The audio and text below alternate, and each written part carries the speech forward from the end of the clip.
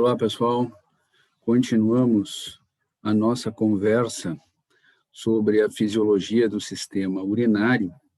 Hoje, só para lembrar vocês, né, no último vídeo nós falamos sobre o que está mostrado nesta figura aqui, ou seja, eu falei para vocês da ação de dois hormônios, né, um hormônio esteroide, um hormônio proteico, que são a aldosterona e o ADH, também chamado de vasopressina, tá?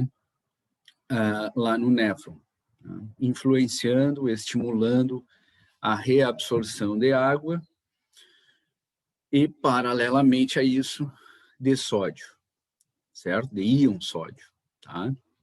Assim como a secreção de íon potássio, certo? Muito bem.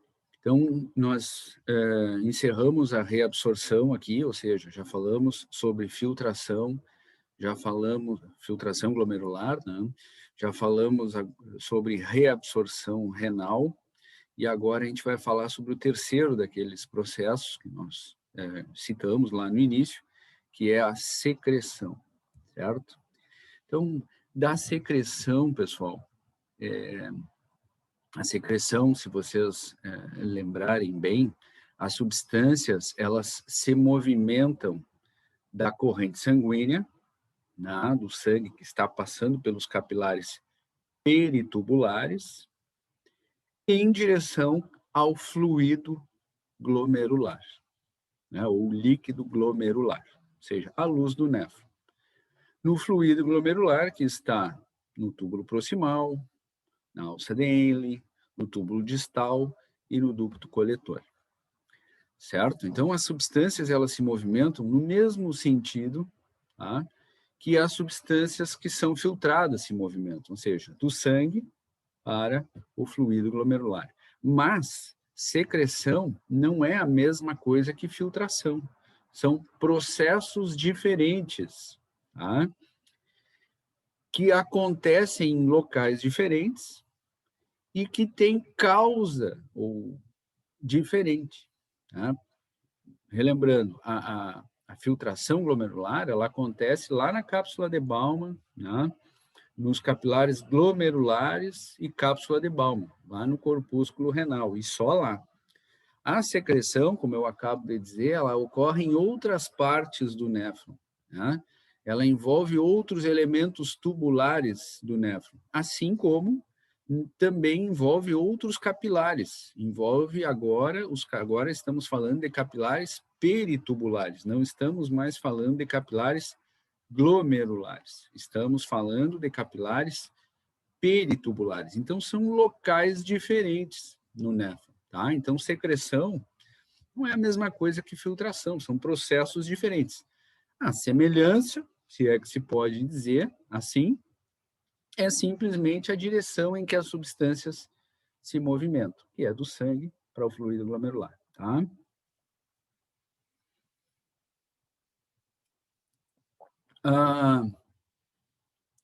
E está demonstrado aí, tá, que a secreção, na verdade, ela acontece por transporte ativo, ou seja, transporte com gasto de energia. Em algum momento, tá, as substâncias que são secretadas, ou seja, através da célula epitelial, em algum momento essa célula epitelial vai ter que gastar energia, né? Nós vimos na figura anterior ali a secreção do potássio, tá? O potássio, para entrar na célula epitelial, ou seja, ali na membrana basal ou basolateral, é graças à ação da bomba de sódio e potássio, certo? Então, gasto de energia, né? Bomba de sódio e potássio tem gasto de ATP, é transporte ativo. Então, as substâncias que são secretadas, via de regra, elas são secretadas por transporte ativo. Essa é a forma de secreção, tá, renal, é através de transporte ativo. Então, eu coloquei ali em cima, vocês estão vendo, né? Por que uma substância vai ser filtrada, depois reabsorvida e depois ainda secretada, ou seja, por que ela vai ser filtrada? Por que ela sai do sangue para o fluido glomerular? Por que ela é reabsorvida? Ou seja, por que ela pode voltar para o sangue? E por que ela ainda pode ser secretada? Ou seja, novamente retornar para o fluido glomerular. Para que o processo de, digamos assim, de seleção, né, para não usar o termo filtração, porque os rins são filtros, né, mas para tornar o processo de seleção das substâncias. Que substâncias, professor? Daquelas substâncias que vão continuar no sangue ou daquelas substâncias que serão eliminadas na urina. Né? Então, para selecionar de forma bem, digamos assim, eficiente, é que existem esses 3 processos e não só um deles, ou não só 2 deles, e sim os 3. Isso torna o processo de seleção, né, de novo, das substâncias que continuarão circulando ou das substâncias que serão excretadas na urina mais eficiente, certo? Bom, esta figura aqui é muito simples, tá? Eu já falei dessa equação matemática, entre aspas, que vocês estão vendo aí, tá? E o interessante aqui nessa figurinha é que é essa que aparece aqui na direita, ó, embaixo, né, no canto inferior direito aqui. Aqui vocês têm esses 3 processos, certo? Que nós conversamos sobre ele. Processo de filtração, né? Lembrando para vocês que as substâncias que são filtradas saem do sangue e caem na cápsula de Bowman. Depois, ao longo do néfron, essas substâncias, ou 99%, né, do que foi filtrado, será reabsorvido, ou seja, sairá do fluido glomerular e retornará ao sangue que está passando pelos capilares peritubulares.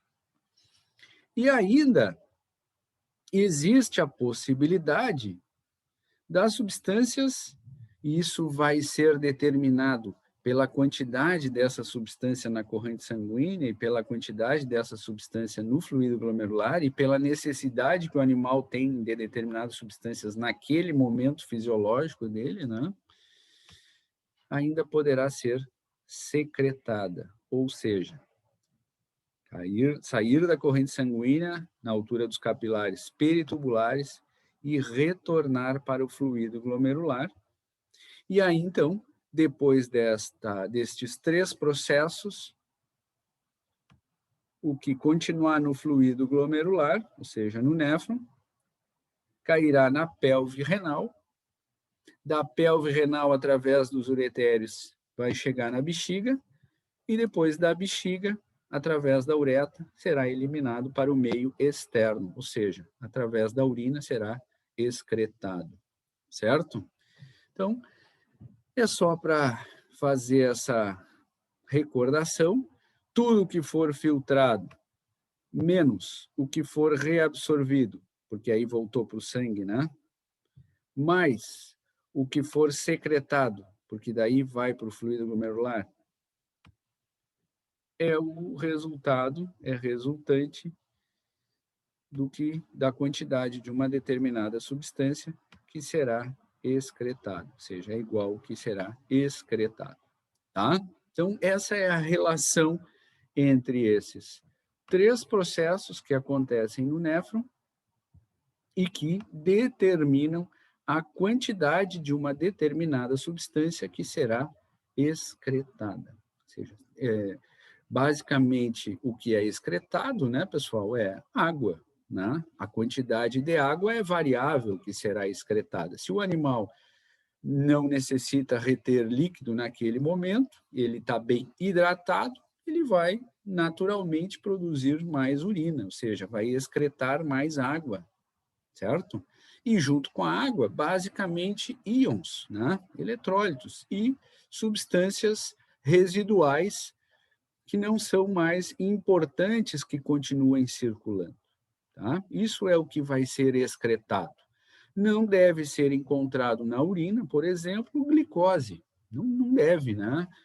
O animal ele reabsorve 100% da glicose que foi filtrada, então, e não será secretada, ou seja, em condições fisiológicas, o animal não vai apresentar glicose na urina, por exemplo.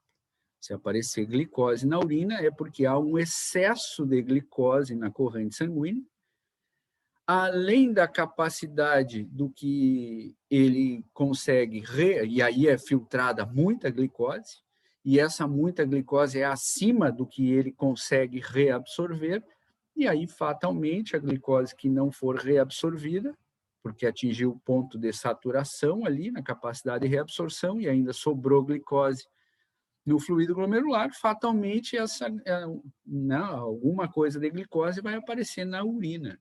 E isso é indicativo de que o animal está com excesso de glicose na corrente sanguínea, certo? Ou seja, aí haverá glicosúria, né?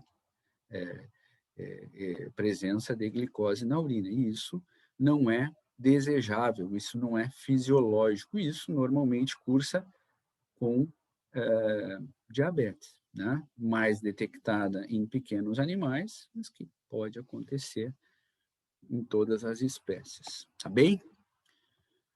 Bom, encerramos aqui esses 3 processos de secreção, basicamente é muito pouco, né, do que a gente teria para falar de novo. Vocês já sabem o que é transporte ativo, vocês já sabem que as substâncias podem se movimentar do sangue para o fluido glomerular, vocês já conhecem as porções do néfron, onde acontece secreção, né, vocês sabem que acontece secreção principalmente no túbulo proximal, ou seja, a gente já falou outras vezes sobre secreção. Tá? Muito bem. Deixa eu passar aqui o próximo slide. Opa. Aqui. Bom, esta figura mostra para vocês, pessoal, né, porque a ideia aqui dessa figura é fazer um fechamento, ou seja, houve a chegada do fluido glomerular após filtração, reabsorção, secreção, uma parte do fluido glomerular, né, ou seja, o fluido glomerular, ele acaba chegando na pelve renal, como nós falamos lá no primeiro ou segundo vídeo. Esse líquido na pelve renal passa a ser chamado de urina, porque ele não vai mais sofrer nenhum tipo de alteração de chegada de substâncias ou saída de substâncias. Então, é urina. Então, esse líquido, essa urina, vai para a bexiga. Tá? E aí, em algum momento, esse líquido será eliminado, a urina será excretada. Né? E a urina é excretada por um processo chamado de micção. Tá? Este é o processo pelo qual, através do qual a urina é eliminada, tá, da bexiga. Então, o que eu quero dizer para vocês, mostrar para vocês terem uma ideia deste processo de micção, tá? Primeira coisa, a micção é um reflexo, assim como a defecação é um reflexo, assim como caminhar é um reflexo, assim como correr é um reflexo, né? No caso de um equino, por exemplo, trotear é um reflexo, mudar o ritmo da marcha, né? Aí não. Se o animal muda, quando ele muda o ritmo da marcha, né? Certo? De uma caminhada para um trote, do trote para o galope, do galope para o trote, estou pegando o caso do equino, né? Evidentemente, isso acontece, essa troca de velocidade acontece, obviamente, em todas as espécies, né? Esse tipo de situação é consciente, digamos assim. Mas caminhar, o animal não precisa pensar, né? Não precisa elaborar muito o movimento de caminhada, né? Ele levanta, começa a caminhar e ele vai caminhar, e vai pastando, e vai caminhando, enfim. A micção é a mesma coisa, né? O animal ele pode se condicionar, né? No caso dos caninos, por exemplo, né? Ele aprende, ou seja, ele é condicionado a urinar num determinado lugar. Então, ele sabe que ele tem que urinar lá no pátio, ou ele tem que urinar lá na área de serviço, né? Ele tem que urinar em alguma área da casa, assim como defecar. Então, se ele está lá na sala, por exemplo, lá no quarto, e ele sente o estímulo de micção, né, a vontade de micção, ele é capaz de trancar esse estímulo, segurar esse estímulo por algum tempo, até que ele chegue lá naquela área que ele sabe, que ele foi condicionado, que ele foi ensinado, que é lá que ele tem que urinar. E quando ele chegar lá, ele desbloqueia essa inibição sobre o reflexo de micção, ele assume a posição de micção e ele vai urinar. E ele não precisa, então, de forma consciente, né, se preocupar mais com aquele ato, porque ele é um reflexo medular. A partir do momento que cessou a micção, ou seja, ele urinou tudo que ele tinha para urinar, ele novamente assume a sua posição e vai sair caminhando. Tá? Então, a micção ela é um reflexo medular. Esse é um estímulo nervoso gerado na própria medula. Não precisa centros nervosos superiores entrarem neste processo. É isso que eu quero dizer para vocês, tá? E eu vou rapidamente explicar para vocês como é que acontece esse reflexo de micção. Então, vocês estão vendo aqui nessa figura dois momentos. O primeiro momento aqui em cima, na figura A, bexiga em repouso, ou seja, a bexiga não está repleta de urina. E segundo momento, aqui na figura B, em que a bexiga está repleta de urina, está cheia de urina. Tá? Vocês podem ver que a bexiga na figura B está bem maior do que na figura A, ou seja, na figura B é a hora de urinar. Tá? Mas aqui na figura A, vocês estão vendo aqui que aparece, né, à direita aqui, ó, medula espinhal representada aqui, medula espinhal. Tá? Vocês estão vendo que existe um neurônio motor aqui, que sai pela raiz ventral, evidentemente, né? E vai até a bexiga. Tá? Esse é um neurônio motor somático. Este neurônio motor somático inerva o esfíncter externo aqui, ó, da bexiga. Porque se é um neurônio motor somático, está inervando um músculo estriado esquelético, né? Aquele músculo que o animal consegue contrair e relaxar de acordo com a sua vontade. Então, aqui está representado o o músculo estriado esquelético que forma o esfíncter externo da bexiga. Tá? E é este músculo que este neurônio motor somático está inervando. E o esfíncter externo, ele permanece contraído, sempre contraído. Tá? Até que chegue um estímulo, iniba este neurônio, e aí, então, o esfíncter externo relaxa. Tá? Muito bem. Além disso, vocês estão vendo que ele mostrou aqui, ó, que a bexiga também tem um esfíncter interno, que está representado aqui, ó. E este esfíncter interno é de músculo liso, ou seja, o animal não tem controle sobre ele. Tá? Então, esse esfíncter interno, ele permanece fechado também, até que a bexiga esteja repleta de urina. Enquanto a bexiga não estiver repleta de urina, enquanto a parede da bexiga não se distender, assim, ó, o esfíncter interno também está fechado, tá?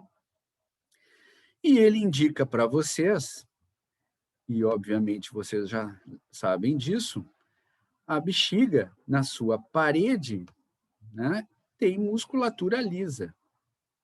A bexiga é um daqueles órgãos, ficou ruim aqui, mas a bexiga é um daqueles órgãos que tem musculatura na sua parede, né? E, portanto, é músculo liso, evidentemente. Tá? Então, são três coisas que ele chama a atenção de vocês na figura A. Passando para a figura B, para o momento 2, digamos assim, em que a bexiga agora está repleta de urina, o que acontece? O que muda em relação à figura A ali? Figura 1, o momento 1. Muito bem. Deixa eu pegar outra cor aqui. O que acontece é que a bexiga, agora repleta de urina, distendeu a parede da bexiga. Ou seja, na parede da bexiga, formada também por musculatura lisa, existem receptores que, quando a parede da bexiga distende, quando essa musculatura lisa da parede distende, né, estes receptores são ativados, eles são mecanorreceptores, né? Reconheceram esse estímulo mecânico, isso tudo é físio 1, vocês lembram disso? E esses estímulos, a partir destes receptores, são conduzidos por neurônios sensitivos até o sistema nervoso central, até aqui, ó. Certo? Então, na medida em que a parede da bexiga distende, essa musculatura lisa distende, estimula estes receptores, e esses estímulos sensitivos, né, são conduzidos pelos neurônios sensitivos, evidentemente, até o sistema nervoso central, ou seja, até a medula espinhal. Quando esses neurônios sensitivos chegam ao sistema nervoso central, eles fazem duas coisas aqui. A primeira está mostrada por este sinal de mais aqui, ó.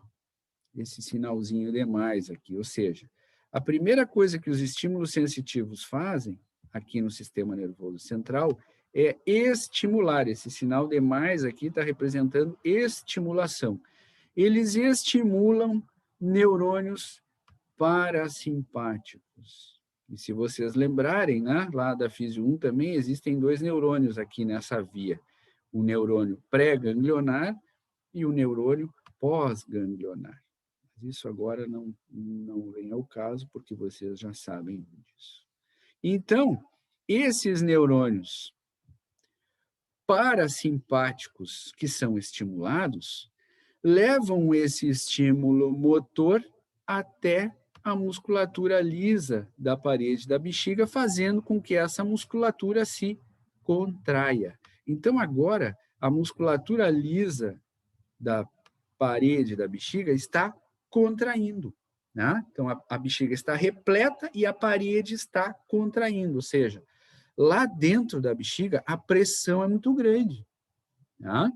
E esta pressão dentro da bexiga faz com que se abra o esfíncter interno, que é de músculo liso. Né? Então, agora, ó, vocês estão vendo que o esfíncter interno está aberto. Aqui em cima, ele estava fechado, ó, e agora está aberto, ou seja, aqui está representando que ele está aberto, esse esfíncter interno. Tá? Muito bem. Mas ainda a urina não está saindo porque o esfíncter externo permanece contraído, fechado. Tá? Até que chegue um estímulo, ó, e iniba ele. Então, a segunda coisa que o estímulo sensitivo faz é inibir, está representado por esse sinal de menos aqui, né? Então, os neurônios sensitivos, os estímulos sensitivos, além de estimularem neurônios parasimpáticos, que vão fazer com que a parede da bexiga contraia, esses estímulos sensitivos também fazem uma segunda coisa aqui, que é inibir, né, o neurônio motor somático. E quando o neurônio motor somático é inibido, certo? Ó, aqui, ó, cessam os estímulos, né, dos neurônios motores somáticos, o esfíncter externo relaxa. Ou seja, estava contraído, se abre, né? Estava contraído, relaxou. Ou seja, estava fechado enquanto estava contraído, relaxou, agora está aberto. E se o esfíncter interno já estava aberto e agora o esfíncter externo também se abriu, o que acontece? Ou seja, quando eu digo se abriu, eu estou querendo dizer que relaxou, né, pessoal? E aí, então, a urina, né, naturalmente vai fluir, vai sair para a uretra. Tá? Pressão dentro da bexiga é muito grande, agora os dois esfíncteres estão relaxados, estão abertos, a urina naturalmente vai sair, vai fluir, vai passar para a uretra e naturalmente vai sendo eliminada no meio externo. Tá? Vejam que esse reflexo de micção, ele se concentra, né, a estímulos nervosos que chegam e que partem aqui, ó, da medula espinhal. Por isso é um reflexo medular, tá? Mas eu disse para vocês que o animal, quando ele é condicionado, não um animal a campo, né, mas qualquer espécie pode ser condicionada, mas obviamente que isso acontece mais nessas espécies de companhia, especialmente caninos, né?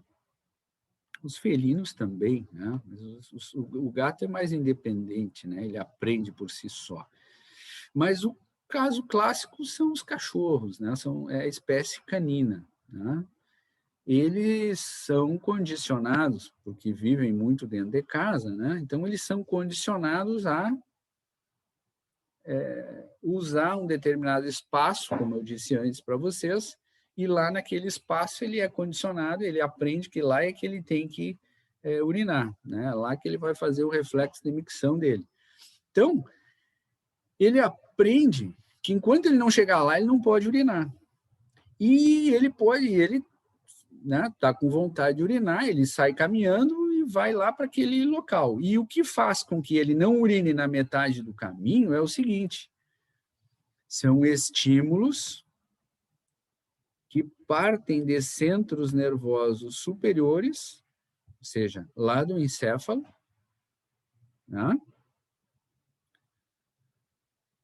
E que inibem o reflexo de micção até que ele chegue lá no local adequado. E o que faz, como é que esses centros nervosos superiores inibem esse reflexo?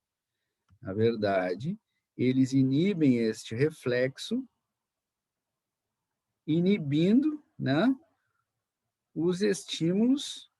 Inibindo não é o termo correto, mas se sobrepondo aos estímulos sensitivos. Eu vou botar um sinal de menos aqui, ó, no sentido de inibir, né?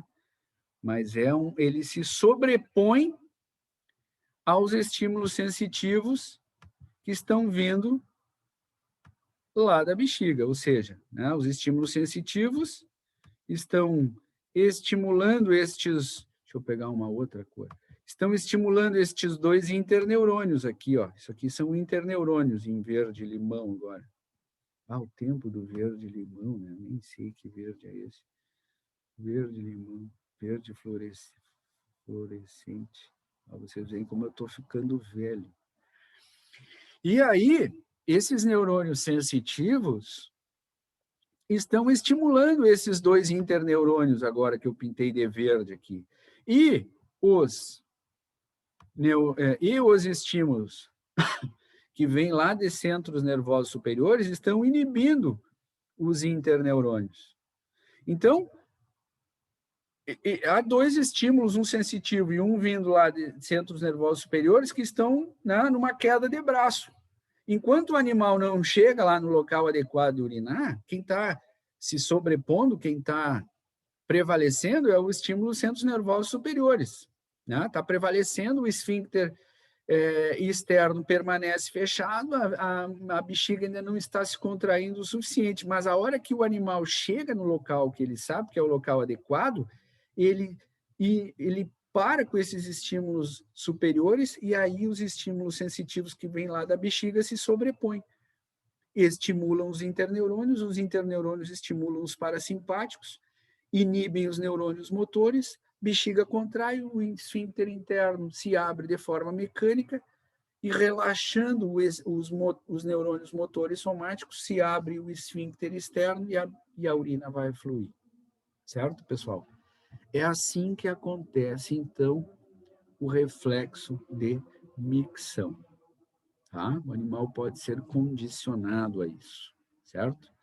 Assim como um animal sofrendo um trauma, por exemplo, na medula, pode perder essa capacidade. Tá? O animal já muito velho, senil, né, numa idade muito avançada, pode perder essa capacidade de controlar esse reflexo. E aí ele vai acabar urinando em lugares que ele não deveria. Né? Assim como o animal pode urinar por tudo que é lugar para chamar a atenção de vocês, porque vocês estão assistindo muito vídeo de fisiologia e não estão dando bola para o cachorrinho, né? Muito bem. Eu quero mostrar para vocês, nós já estamos no tempo previsto, mas eu quero mostrar para vocês rapidamente 3 ou 4 figuras ou slides, né? Que, na verdade, é só uma relembrança. Tá? Isso aqui, ó, que eu quero mostrar para vocês é que vocês tenham em mente que esses processos que nós estudamos, eles acontecem em todas as espécies, né? Mas é importante que vocês lembrem da anatomia, que os rins, eles têm, apesar de funcionarem de forma igual em todas as espécies, ou muito semelhante em todas as espécies, eles têm formatos diferentes. Né? Então, o rim bovino, por exemplo, é um rim lobulado, né? Além de terem tamanho e peso diferente, obviamente, aí de acordo com a espécie, né? Eles têm formatos diferentes. Então, não esqueçam, o rim bovino é esse rim lobulado aí. Né? E às vezes tem pequenas diferenças anatômicas também entre o rim esquerdo e direito, né? Ou de posição, né? O rim esquerdo mais atrás, enfim, ou mais caudalmente, né? Este é um rim equino, ó. Com um pouco de boa vontade, a literatura cita que o rim equino tem um formato de coração, né? Com um pouco de boa vontade, vocês, sim, dá para a gente ter uma noção de um coração aí, né? Então, esse é o rim equino, completamente diferente do rim bovino, né? Este é um rim de suíno, é um rim mais alongado, superfície lisa e um formato mais alongado, né? Este é um rim de pequeno ruminante e também de caninos e felinos, já é mais parecido com feijão, né?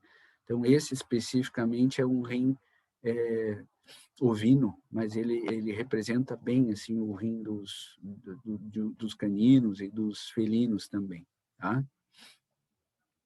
Aqui, ó, chamar a atenção de vocês que num exame de urina são avaliadas, além da constituição da urina, obviamente, alguns aspectos físicos, como a coloração da urina, né? Como o odor da urina, né? Como a viscosidade da urina, certo? E, evidentemente, também são avaliadas a constituição da urina, né? Ou seja, o que tem nessa urina, a densidade dessa urina, né? A densidade comparando com a densidade, né? Comparando os solutos, né? Que estão na urina com aquele que são encontrados no sangue, né?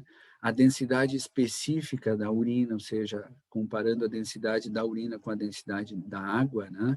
Vocês sabem que a densidade da água gira em torno de 1, da urina nas diferentes espécies domésticas, né?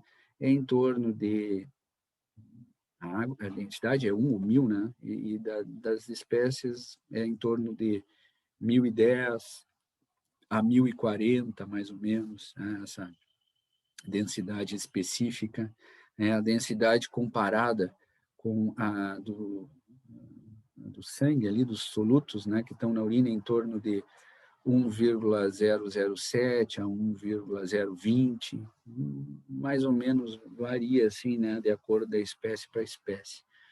Aqui vocês estão vendo bem à esquerda de vocês, uma urina incolor, digamos assim, né? Considerada incolor, né? Ou seja, é uma urina bastante diluída, né? Este frasco aqui no meio, né? Esse tubo aqui no meio que apresenta essa urina chamada de urina, uma coloração amarela, amarela clara, seria o mais comum da gente encontrar, né? E bem à direita aqui vocês estão vendo uma urina já avermelhada, com presença de sangue, né? Ou de hemoglobina ou mioglobina, enfim, mas com alguma coisa bastante alterada, né? Quando se tem a urina nesta coloração avermelhada, normalmente é um sinal de uma hemorragia, né? E isso pode ser causada por lesões renais, quando a urina é mais escura, assim, o sangue mais escuro, ou por alguma lesão ao longo do trato urinário, né? Na bexiga, nos uretérios, na bexiga, na uretra, né? Mas aí é normalmente uma menor quantidade de sangue e um sangue mais clarinho, assim, né? Um vermelho mais claro, não um vermelho tão escuro. Enfim, é só para a gente fechar o raciocínio, né?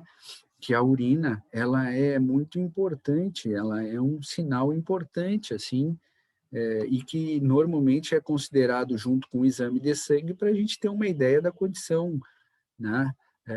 Não só da função renal, mas também de uma condição, digamos assim, metabólica geral do animal, né? O exame de sangue, o exame da urina, então, nos dão um quadro mais completo da condição metabólica, né? De alguma alteração sistêmica que aquele animal esteja apresentando, né? E aí, obviamente, comparando o exame de sangue, o exame de urina, com os sinais clínicos que o animal apresenta, isso vai fechar um quadro que vai levar ao diagnóstico de uma enfermidade, né? Mas é algo que a gente tem que ficar atento, né? Porque é muito simples a gente está toda hora, né, trabalhando com animal, a gente vê o animal urinando, então o exame de sangue, tu vai ter que coletar o sangue do animal, né? Mas a urina, então, ela pode ser um primeiro momento, digamos assim, que chama atenção. Opa, a urina, esse animal está urinando sangue, o que está acontecendo, né? Ah, pois é, ontem eu vi ele meio, né, abatido, ele não comeu bem, então quer dizer, opa, tem alguma coisa errada aí. Então, a urina é algo que nos chama a atenção, além do comportamento do animal estar alterado, se a urina está alterada também, já acende né, uma luz de alerta e a gente vai, então, tentar aprofundar o estudo e ver o que está acontecendo com esse animal, com esses animais, né? Tá? Às vezes uma intoxicação alimentar, né? Comeu alguma coisa que é nefrotóxica, né? Que é tóxica aos rins, vai aparecer uma alteração na urina, né? Mas a gente tem que ficar atento também, porque às vezes o animal troca a dieta e já muda a coloração da urina. Ah, não, mas isso aí é normal, porque mudou, né? A dieta é normal que mude a coloração da urina, até que, né, por alguns dias, até que aquele seja, né, digamos assim, entre aspas, o normal da urina, porque a dieta é diferente do que estava sendo. Tá, pessoal? Passamos bastante do tempo, mas era só para fechar essa conversa sobre fisiologia do sistema urinário. Tá? No próximo vídeo, a gente já vai tratar da fisiologia do sistema digestório. Tá? Dúvidas por e-mail ou pelo WhatsApp, não esqueçam disso. Tá? Um abraço e até o próximo vídeo. Tchau, tchau.